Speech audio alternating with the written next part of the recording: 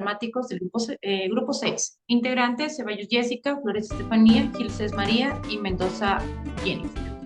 La ópera. La ópera se define por su combinación única de la música y la representación teatral. El origen se originó en Italia, una de las cuales era más satisfactoria e inclusiva, derivada de la música que se interpretaba en los cortes medievales. Una de las características tenemos lo que es la música, el drama, el escenario, la interpretación y la producción. Un ejemplo claro de la ópera se dio en enero de 1990, que se presentó por primera vez en el Teatro Constanti. Fue un momento en que la anarquía se estaba organizando potencialmente y los rumores de atentados circulaban en el mismo tiempo que la ópera se estrenaba. El género musical es muy amplio como base del desarrollo, cuenta con principal componentes o fondo de realización de una obra o pieza musical. Dentro de ellos tenemos tres tipos de géneros musicales, que son la música culta, la música folclórica y la música popular. También podemos decir las clasificaciones, que tenemos dos, que son la función y la instrumento. Dentro de ello tenemos como ejemplo los tipos de géneros musicales como lo clásico, la cumbia, la salsa, el merengue y entre otros. El monólogo es un diálogo conducido por una persona consigo misma o con una audiencia y caracterizado por una sola persona. Este es un recurso literario ampliamente utilizado para poesía, cuentos, periodismo, discursos, obras de teatro y ficción. Características. Destaca el papel del orador, hace uso de la interrogación y referencia, así como exclamaciones. El sujeto no se guía por un orador perceptible, sino que por el contrario se expresa o razona para él mismo con seguridad y libertad. El sujeto se manifiesta de dos formas, voz y pensamiento. Tipos de monólogo: monólogo humorístico, monólogo dramático, cómico, conferencia, presentación, audición, mitin político. Ejemplos de monólogo: soliloquio, entrevista de trabajo, tiempo de silencio, 5 horas con Mario, mi Biblia, el enemigo, el ciego del estanque de Siloé. La didáctica se caracteriza por la divulgación de los pensamientos literales, no es ficción, de manera de diálogo para expresar ideas. Es un lenguaje formal, culto, son elocuentes, lógicos, interpretados o desarrollados temas fáciles de comprensión por medio de diferentes recursos. Tenemos tres autores que son Calderón de la Barca,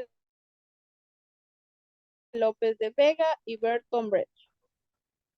Tienen contextos pedagógicos, comparten conocimientos verídicos, son educados y formales, tienen un lenguaje estándar, enfoques en grupos determinados, desarrollan asuntos religiosos, sociales y políticos, no es cómica ni tragedia. Enfoca en la transmisión de la ciencia, la tecnología y el arte. Como ejemplo tenemos Cómo sobrevivir a la supervivencia de nuestros hijos, Del 0 al 1, Cómo inventar el futuro y La alegría de educar, entre otros. Farsa. Es una interpretación de la realidad que busca exponer y denunciar las miserias humanas, las posturas religiosas, las ideologías, las crueldades, lo desagradable, las mentiras, las burlas y las críticas malintencionadas de la sociedad.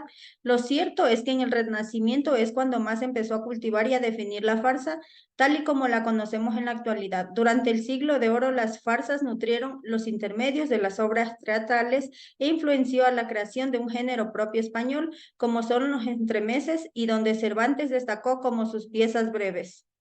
Inspiración en la realidad. Las farsas tienen sus fuentes de inspiración en la realidad, en la sociedad y en personajes propios del mundo actual. Tono burlesco y satírico. Una de las características de las farsas más conocidas es que estos textos están escritos siempre con un tono cómico donde abunda la burla y la sátira, interpretaciones exageradas, final feliz, lenguaje coloquial. Características. Desenmascara o denuncia una realidad, persigue el escándalo, se utiliza en tono grotesco, se asocia con el carácter, la anécdota y el lenguaje. Ejemplos de la farsa: El crucificado, Charles Chaplin, El teatro del absurdo, Eloísa está debajo de un almendro, El oso de Anton Chekhov, El macho y el guanajo de José Soler Puig, Petición de manos de Antón Chejov, Trágico a la fuerza de Antón Chejov, Chismes de carnaval de José Ramón Brene. ¿Qué es el melodrama? Es la representación y expresiva de un personaje, enfatizando la interpretación de su personalidad. ¿En dónde se originó? Se originó el subgénero en la remota proximidad de 1797, pero su cúspide alcanzó en 1820, en el cual fue el lanzamiento y aclamación de la Posada de Andretz. Las características del melodrama, tenemos entre ellas que es la emoción exacerbada, se centra en identificar las emociones a un nivel elevado. La gran expresividad. La interpretación de los actores y actrices es abundante el uso de los gestos exagerados para transmitir emoción.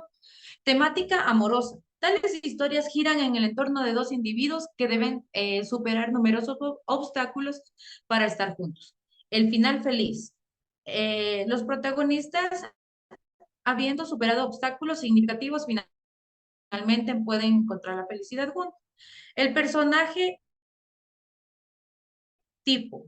Estos personajes a menudo incluyen su propio papel único para impulsar el conflicto y hacer avanzar la trama. Y por último, tenemos la lucha entre el bien y el mal. Los personajes principales típicamente encarnados encarnan las cualidades de la bondad, mientras que aquellos que se los oponen o obstruyen sus objetivos